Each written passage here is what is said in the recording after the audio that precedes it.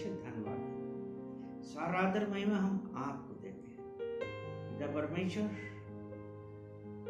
और हम कहते हैं कि आज का दिन यहोवा ने बनाया और हम इसमें आनंदित हो पिता परमेश्वर। जब हम आनंदित होते हैं तो पिता परमेश्वर हमारा शत्रु हार जाता है, क्योंकि पिता परमेश्वर हमारा परमेश्वर पे आनंदित होना हमारी विजय दर्शाता है। उसके लिए हम धन्यवाद करते हैं पिता परमेश्वर। जितने जन लोग भी देख रहे हैं और सुन रहे हैं पिता परमेश्वर, सबसे एक ही बात मैं कहना चाहूंगा, फिलिपियों 4:4 के अनुसार, rejoice in the Lord always, and again I will say rejoice. धन्यवाद करते हैं। फिलिपियों 4:4 चलिए पढ़ते हैं।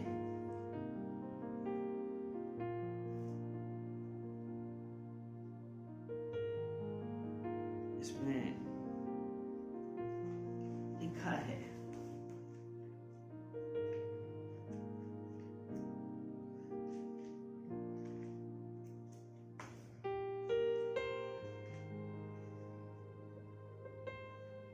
कि प्रभु में सदा आनंदित रहो। मैं फिर कहता हूं आनंदित रहो। पिता परमेश्वर, मैं धन्यवाद देता हूं कि आज आपने इस वचन के द्वारा हम लोगों को कहा है कि सदा आनंदित रहो। धन्यवाद करते हैं और इस मैसेज को आपको कमिट करते हैं और सब सुनने वालों को आपको कमिट करते हैं। पवित्र आत्मा, आप इस समय का और इस टाइम का जो मैसेज आप कंट्रोल कर रहे हैं, सारा आदर महिमा हम आपको देते हैं यीशु मसीह के नाम से, आमीन। अभी हमने वचन पढ़ा फिलिपियों की पत्री उसका 4 अध्याय और 4 वचन, कि प्रभु में सदा आनंदित रहो। मैं फिर कहता हूं आनंदित रहो। परमेश्वर पे आनंदित रहने का मतलब क्या है? अब इसका इसी ही फिलिपियों 4 उसका 6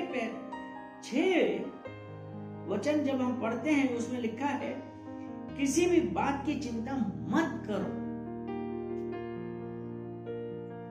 क्योंकि जब हम आनंदित हैं तो यहाँ पे कहता है कि किसी भी बात की चिंता मत करो, परंतु हर एक बात में तुम्हारे निवेदन, प्रार्थना और विनती के द्वारा धन्यवाद के साथ परमेश्वर के सम्मुख उपस्थित किए जाए। यानी कि जब हम आनंदित हैं तो इसीलिए 6 वचन में कहा, किसी भी बात की चिंता ना करो। जब हम आनंदित होंगे हम तभी चिंता नहीं कर पाएंगे। अगर हम आनंदित नहीं हैं तो यानी कि हम चिंताओं में पड़े हुए, इसलिए आनंदित नहीं है। इसलिए कई बार हम लोग क्या करते हैं, मुंह लटका के बैठ गए, लेकिन परमेश्वर ने तो हमको ऐसा नहीं बोला, क्योंकि इंग्लिश में है Philippians 4:6, rejoice in the Lord always. Again, I will say rejoice. Be anxious for nothing, but in everything by prayer and supplication, with thanksgiving, let your requests be made known to God. With thanksgiving.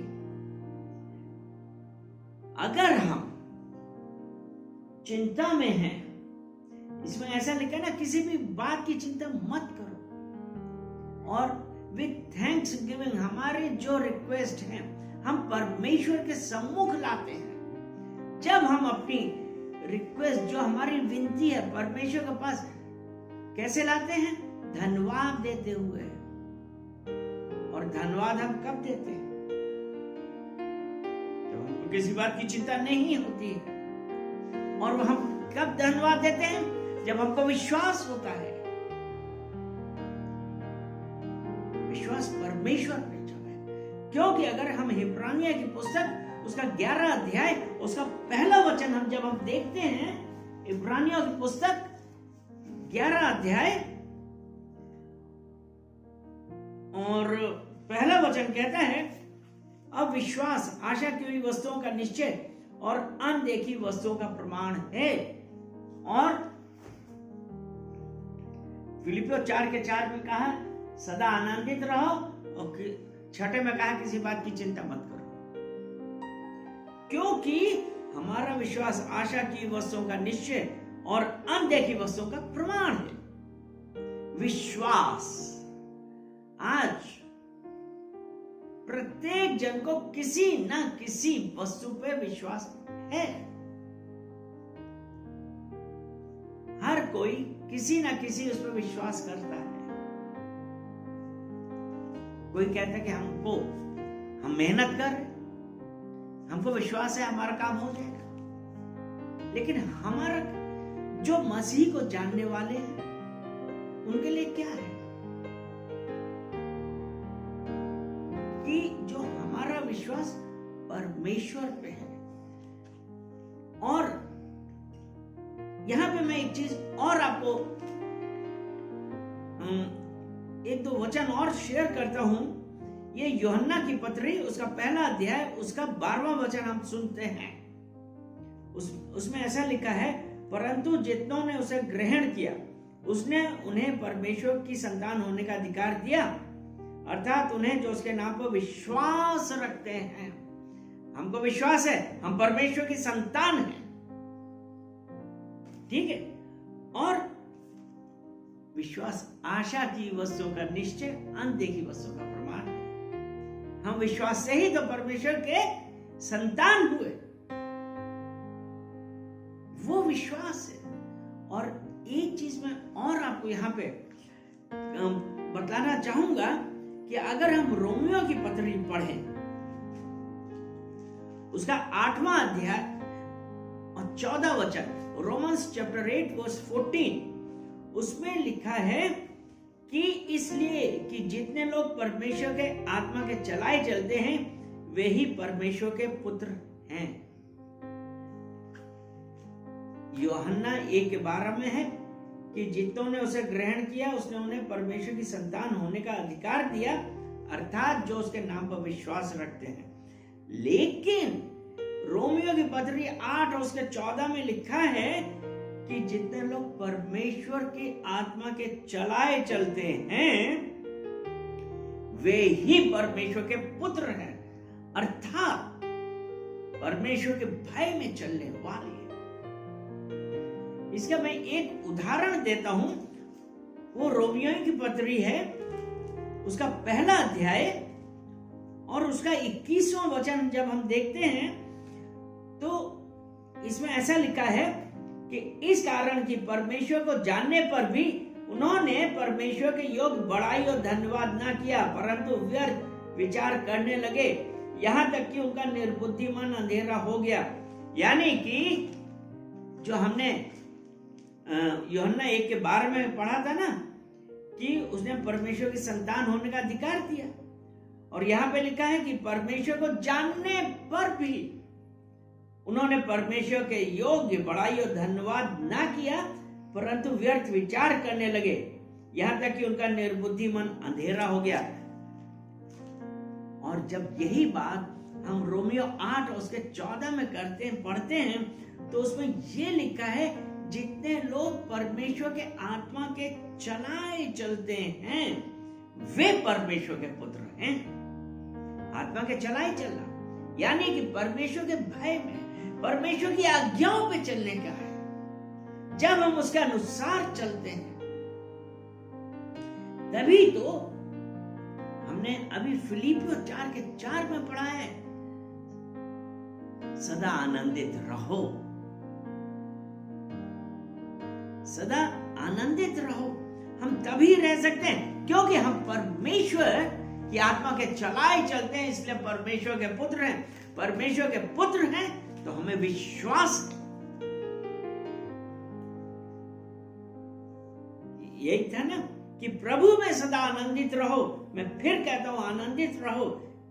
और छठे वचन में है, किसी भी बात की चिंता मत करो, क्योंकि जो परमेश्वर की आत्मा के चलाए चलते हैं।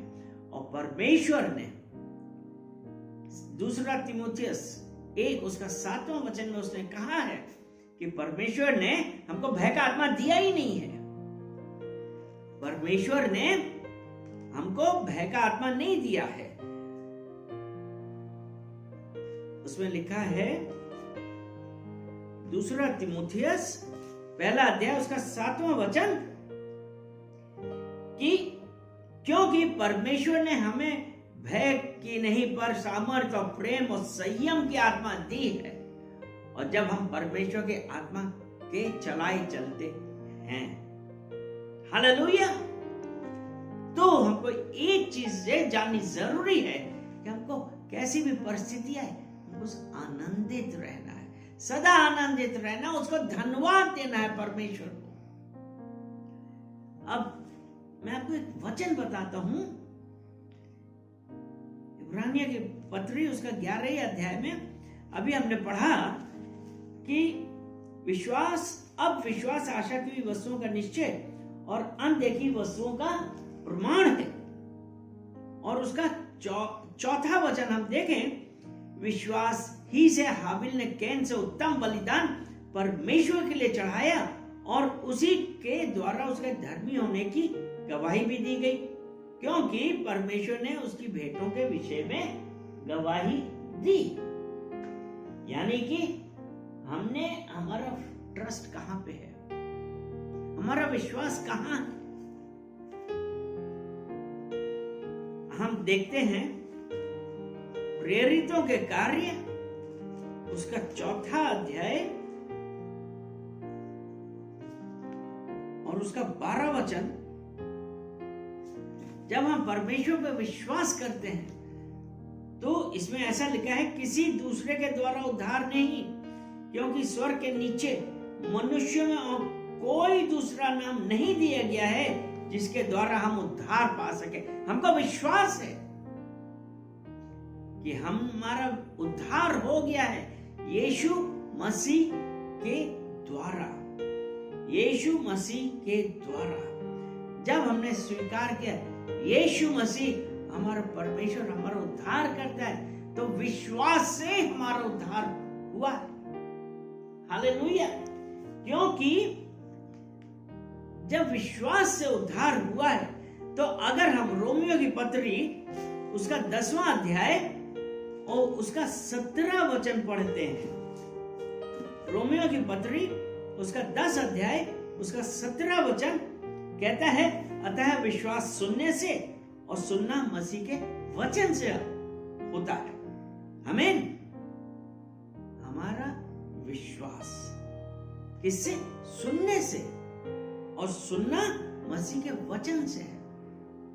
आज हमको एक चीज पता है कि हमारा विश्वास, हमारा उद्धार मसीह के वचन सुनने से आया है।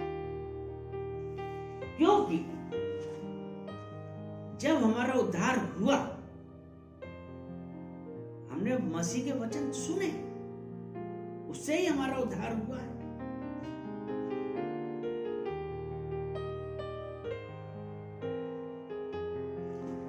और जब हमारा उद्धार हुआ है, वो मसीह के वचन सुनने से हुआ है। और जब परमेश्वर, और किसके लिए हुआ? जो उसके आत्मा के चलाए चलते हैं। हालेलुया। अगर हम यूहन्ना की पत्री उसका 1 अध्याय उसका 29 वचन पढ़ते हैं, तो उसमें लिखा है कि यूहन्ना बपतिस्मा देने वाला ये कहता है, दूसरे दिन उसने यीशु को अपनी ओर आते हुए देखकर कहा, देखो यह परमेश्वर का मेमना है जो जगत का पाप उठा ले जाता है।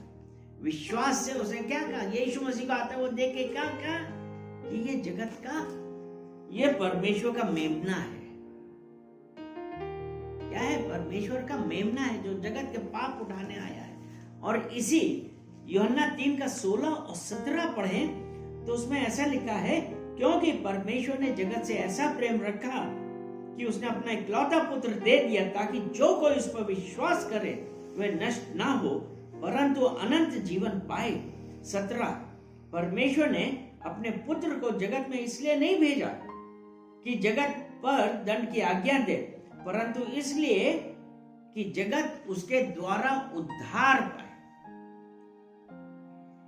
यहां पे जब हमने यूहन्ना 1:19 में क्या देखा, परमेश्वर का मेमना। क्योंकि अगर हम पुराने नियम में हम देखते थे कि जो पाप की क्षमा के लिए वो क्या करते थे, पशुओं की बलि देते थे और उस लहू के द्वारा वो लहू बहाते थे और उसे कहते कि तुम्हारे पाप माफ हुए। साल एक बार करते थे। और यहां पे यूहन्ना बपतिस्मा देने वाले ने क्या कहा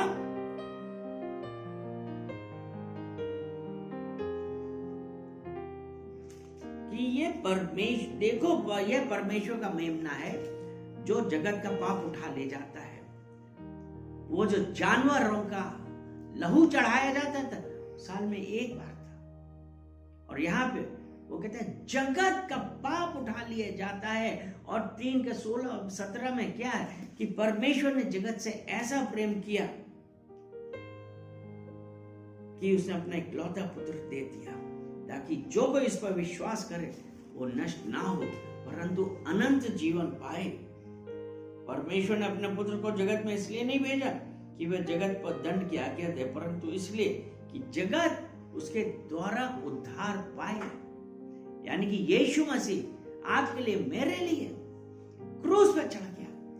उसने वंस फॉर ऑल अपना लहू बहा के आपका हमारा उद्धार किया। वो विश्वास के द्वारा। और अगर हम इब्रानियों की पत्री, हिब्रू उसका 9वां अध्याय और उसका 22वां वचन, 9 और उसका 22 वचन, उसमें ऐसा लिखा है, सच तो यह है कि व्यवस्था के अनुसार प्रायः सब वस्तुएं लहू के द्वारा शुद्ध की जाती हैं, परंतु बिना लहू बहाए पापों की क्षमा नहीं। क्या? बिना लहू बहाए पापों की क्षमा नहीं। और यूहन्ना में अभी हमने पढ़ा कि देखो यह परमेश्वर का मेमना है जो जगत का पाप उठा ले जाता है। यानी कि यीशु मसीह ने अपना लहू बहा के आपके और हमारे पाप क्षमा किए और हम अनंत जीवन के अधिकारी बने। वो यीशु मसीह, उस पे विश्वास जब हमने किया, जब हमने, अगर अभी हम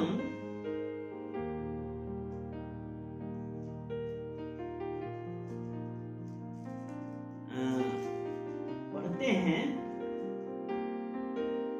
जो अभी हमने इब्रानिया 11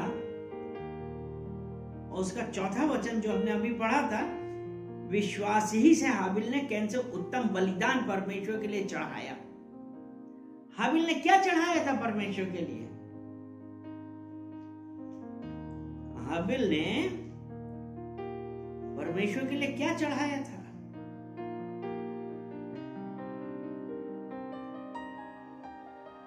और यहाँ उत्पत्ति 4 में लिखा, और हाबिल भी अपनी भेड़ बकरियों के कई एक पहिलौठ बच्चे भेंट चढ़ाने के लिए ले आया और उनकी चर्बी भेंट चढ़ाई। यानी कि आदम से कैन और हाबिल ने सुना था कि लहू चढ़ाना है, क्योंकि इब्रानिया 9:22 में ऐसे ही लिखा है कि शेडिंग ऑफ ब्लड, कि सब वस्तुएं लहू के द्वारा शुद्ध की जाती है और बिना लहू बहाए पापों की क्षमा नहीं है। सुना था उसने, दोनों ने सुना था, लेकिन हाबिल क्या लेके आया और कैन क्या लेके आया? हाबिल पशु लाया और कैन क्या लाया? कैन, यहां पे लिखा है कि कैन भूमि पर खेती करने वाला किसान बना। कैन क्या बना? किसान बना। और जब वो अपनी भेंट लेके गए तो कैन क्या लेके गया? कैन अपनी भूमि की फसल लेके गया। ठीक है, इसमें लिखा है उत्पत्ति 4:3 में, कुछ दिनों के पश्चात कैन यहोवा के पास भूमि की उपज में से कुछ भेंट ले आया। और चौथे में लिखा कैन यहोवा के पास भूमि की कुछ भेंट लेके आया। और हाबिल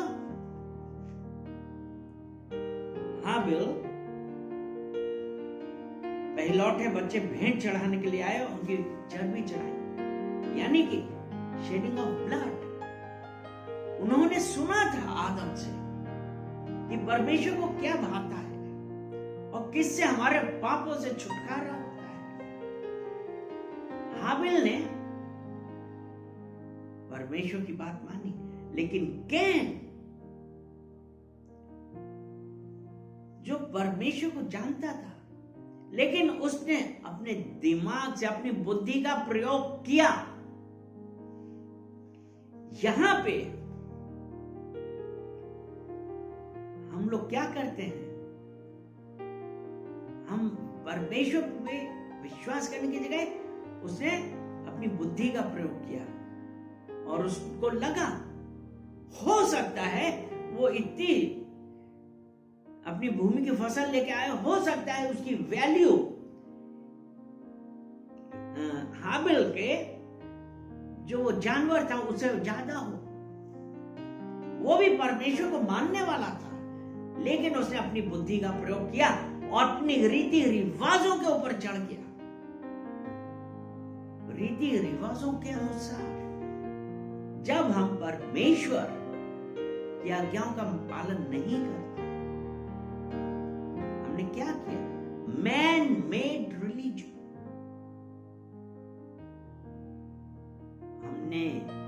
हम रीति रिवाजों के अनुसार, अपनी बुद्धि के अनुसार करने लगे। और उसके बाद जब हम आगे पढ़ते हैं, यही उत्पत्ति 4 उसका 5वां वचन, परंतु कैन और उसकी भेंट को उसने ग्रहण न किया। यहां परमेश्वर ने कैन की भेंट को ग्रहण नहीं किया, वरन आबिल की भेंट को तो ग्रहण कर लिया। तब यहोवा ने हाबिल और उसकी भेंट को तो ग्रहण किया, परंतु कैन और उसकी भेंट को उसने ग्रहण ना किया। हाबिल की भेंट को क्यों ग्रहण किया था?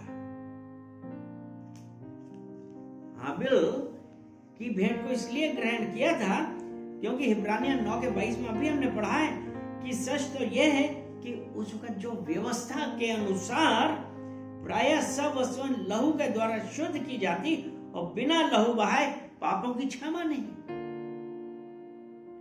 हाबिल व्यवस्था के अनुसार और जो उसके पिता के द्वारा बताई गई बातें थी उसके अनुसार चला, तो इसलिए उसकी भेंट परमेश्वर ने, यहोवा ने स्वीकार करी, परंतु कैन की नहीं करी। अब हमको यह देखना है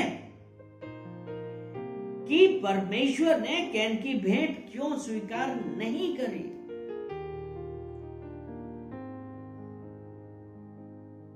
हम उत्पत्ति 3 उसका 17 वचन पढ़ें तो उसमें ऐसा लिखा है, और आदम से उसने कहा, मतलब परमेश्वर ने कहा, और आदम से उसने कहा, तूने जो अपनी पत्नी की बात सुनी और जिस वृक्ष के फल के विषय में मैंने तुझे आज्ञा दी थी तू उसे ना खाना, उसको तूने खाया, इसलिए भूमि तेरे कारण शापित है। क्या? भूमि तेरे कारण शापित है। और कैन ने क्या दिया था? भूमि की फसल। शापित भूमि, जो परमेश्वर ने बोला कि यह भूमि शापित है, और उस शापित भूमि की फसल लेके गया, परमेश्वर ने वो रिजेक्ट कर दी। आज हमें और आपको यह देखना है कि हम जब उस परमेश्वर के पास विश्वास से जाते हैं, हम क्या लेके जा रहे हैं, हम क्या लेके जा रहे हैं। इसलिए हमको विश्वास करना है और ये जानना जरूरी है कि विश्वास से ही हमारा उद्धार हुआ है। कैन की भेंट अस्वीकार हो गई थी, श्रापित भूमि, यानी कि हमारे लिए सबसे जरूरत क्या है? सबसे बड़ी जरूरत यहाँ पे हमारे लिए क्या है? हमको ये देखना है कि हमने अपने आप को शुद्ध किया है कि नहीं किया है, रिपेंट किया है कि नहीं किया है। क्योंकि नए नियम में क्या हुआ? यीशु मसीह आपके लिए और मेरे लिए क्रूस पे चढ़ गया, क्रूस पे मारा गया, क्रूस पे उसने लहू बहाया। और उसने हर बार पुराने नियम में जो हर साल जानवरों की बलि होती थी और जिसके लहू बहाने से पापों की क्षमा होती थी, यीशु मसीह ने खत्म कर दी। और जो क्रूस पे था, और जब चिल्लाया, अंत समय आया था, वो चिल्लाया था, और उस वक्त मंदिर का पर्दा ऊपर से नीचे तक 2 टुकड़े हो गया, और आपकी और हमारी पहुंच डायरेक्टली परमेश्वर के पास तक हो गई। विश्वास से हमारी पहुंच परमेश्वर के पास तक हो गई, और परमेश्वर का वचन आज जो हमसे बतला रहा है